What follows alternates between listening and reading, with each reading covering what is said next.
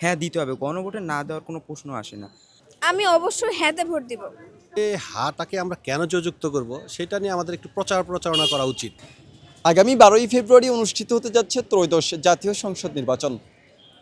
অন্যান্য বছর জাতীয় নির্বাচনে একটি ভোট দেওয়ার বিধান থাকলেও এবছর কিন্তু জাতীয় নির্বাচনের পাশাপাশি দিতে হবে গণভোট, যেটিতে হ্যাঁ অথবা না এর মাধ্যমে ভোটাররা তাদের মতামত প্রকাশ করতে পারবে।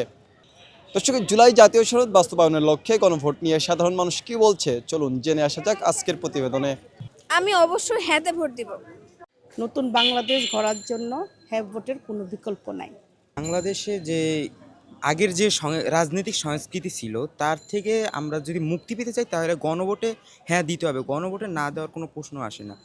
এবং গণভোট যদি আমরা হ্যাঁ দিতে পারি তাহলে মানে স্বৈরাচার যে পরে যে আর স্বৈরাচার হবে এরকম সম্ভাবনা একেবারেই খুবই ক্ষীণ হয়ে যাবে, একেবারে নাই হয়ে যায় সম্ভাবনা বেশি। তাই গণভোটে আমরা হ্যাঁর পক্ষেই আছি, সবসময় হ্যাঁই দেব, যাতে দেশ এবং জাতির মুক্তি হয় তার জন্য। এবং এটা না হওয়ার সম্ভাবনা আসলে খুবই ক্ষীণ, কারণ মানুষ এখন চাচ্ছে নতুন কিছু। তাই সবাই হ্যাঁর পক্ষেই আমার মনে হয় হ্যাঁ দিবে। অ্যাকচুয়ালি আমি অবশ্যই হায়ের পক্ষে, কারণ হচ্ছে এই ভোটের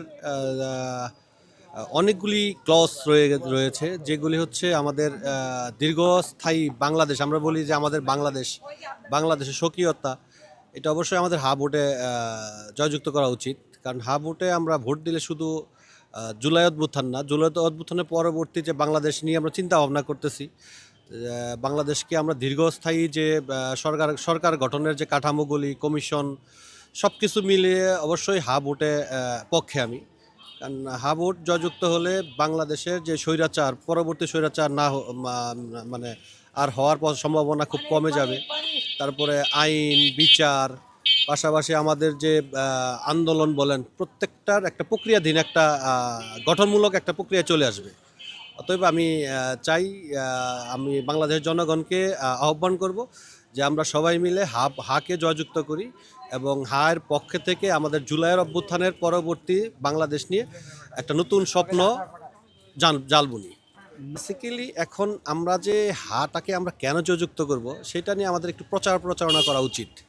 হ্যাঁ, এটা নিয়ে আমাদের প্রচারটা একটু কম হচ্ছে এবং আমাদের প্রত্যন্ত অঞ্চলে তৃণমূল পর্যায়ে আমাদের এই এবং না এটা নিয়ে আরেকটু সচেতনতামূলক প্রচারণা আমাদের সরকারকে বলবো যে এটা করা উচিত। তা না হলে এটা কেন করতে হবে বা না কেন করতে হবে না, এটা নিয়ে আমাদের প্রচারণা না হলে আমরা জনগণ এটা মানে ম্যাক্সিমাম জনগণই এটার সুফল এবং কুফল জানে না।